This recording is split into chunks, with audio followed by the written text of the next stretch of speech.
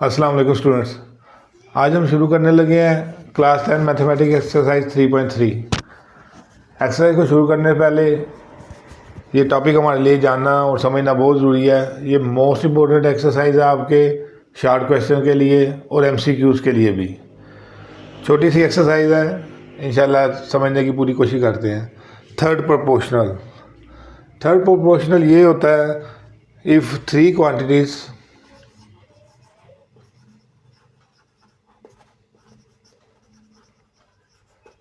if three quantities, कौन कौन सी quantity A, B and C are related as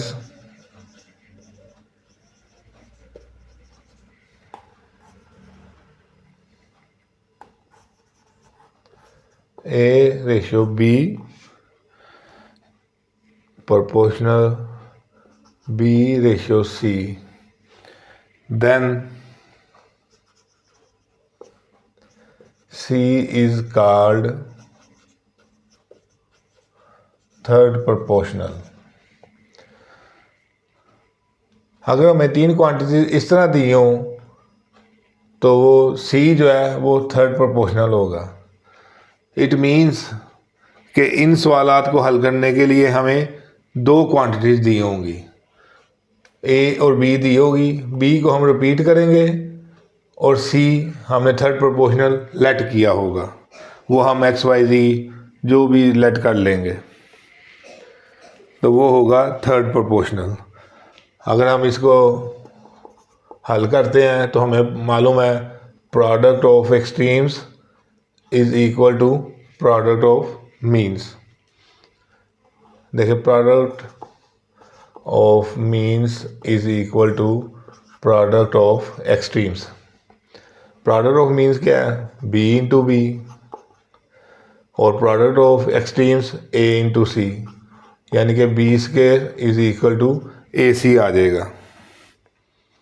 या हमने कैलकुलेट करना है C क्योंकि हमारा थर्ड प्रोपोर्शनल है तो A मल्टीप्लाई हो रहा है तो इधर आके क्या हो जाएगा, वो डिवाइड हो जाएगा।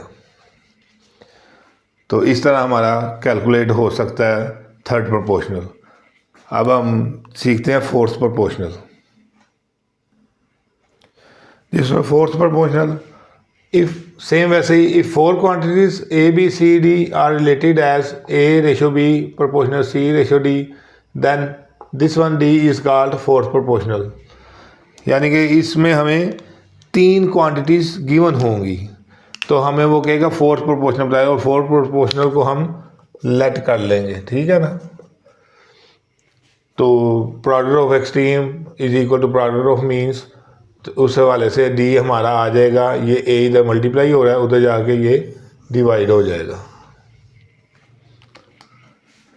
अगले टॉपिक की तरफ चलते हैं। अगला टॉपिक जी हमारा मीन प्रोपोर्शनल। देखिए, मीन प्रोपोर्शनल और थर्ड प्रोपोर्शनल इसमें थोड़ा सा फ़र्क है।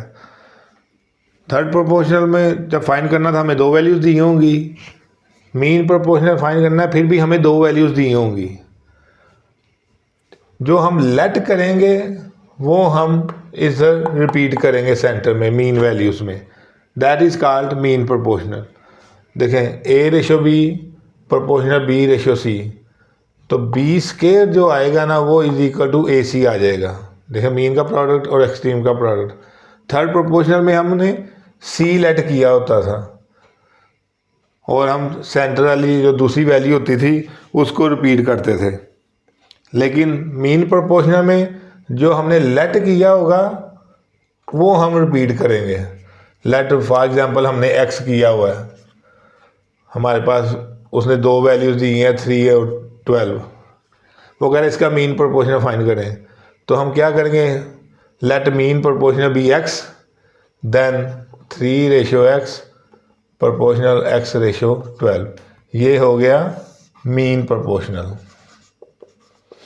जबकि थर्ड प्रोपोर्शनल में हम क्या करते थे, 3 रेशो 12 प्रोपोर्शनल 12 रेशो X, ये था थर्ड प्रोपोर्शनल। उम्मीद करता हूँ आपको समझ लग गई होगी। यानी कि इसमें जो हमने लेट करना है मीन प्रोपोर्शनल में, वो हमने सेंटर में रिपीट करना है। अब चलते हैं हम चौथे और आखिरी टॉपिक की तरफ, कॉन्टिन्यूड प्रोपोर्शन। जिसका कॉन्टिन्यूड प्रोपोर्शन,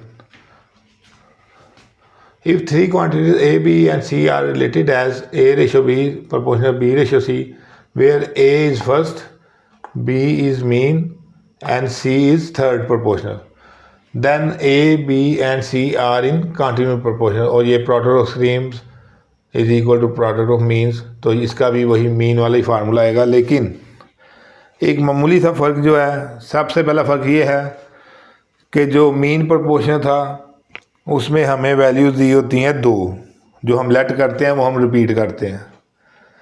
कॉन्टिन्यूड प्रोपोर्शन में हमें वैल्यूज़ दी होंगी 3, जैसे कि हमें फोर्थ प्रोपोर्शनल में 3 वैल्यूज़ दी होती थी, लेकिन उसमें हम फोर्थ प्रोपोर्शनल को लेट करते थे। इसमें और फोर्थ प्रोपोर्शनल में फ़र्क ये है कि इसमें हमने लेट नहीं करना, क्योंकि हमें 3 वैल्यूज़ दी होंगी, जो सेकंड वैल्यू होगी वो ही रिपीट होगी।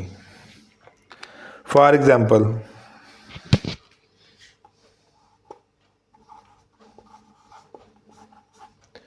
उसने हमें वैल्यू दी है 3, 6, 12।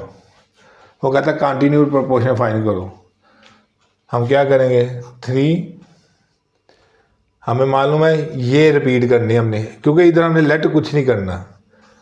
सिर्फ कॉन्टिन्यूड प्रोपोर्शन ऐसा है जिसमें हमने लेट नहीं करना। हमने मीन वाली वैल्यू को, यानी कि जो सेकंड वैल्यू है उसको मीन के प्रोडक्ट में हमने लाना है, फिर 12। तो ये हमारा ऐसे हल होगा, ठीक है ना। मेरा ख्याल, उम्मीद है आपको समझ लग गई होगी। ये तीनों प्रोपोर्शन बहुत इंपॉर्टेंट टॉपिक है। अगर नहीं समझ लगी तो वीडियो को रिपीट कीजिएगा, इंशाल्लाह समझ लग जाएगी। अब मिलते हैं इसकी एक्सरसाइज के सवालों के साथ नेक्स्ट वीडियो में। अल्लाह हाफिज़, टेक केयर।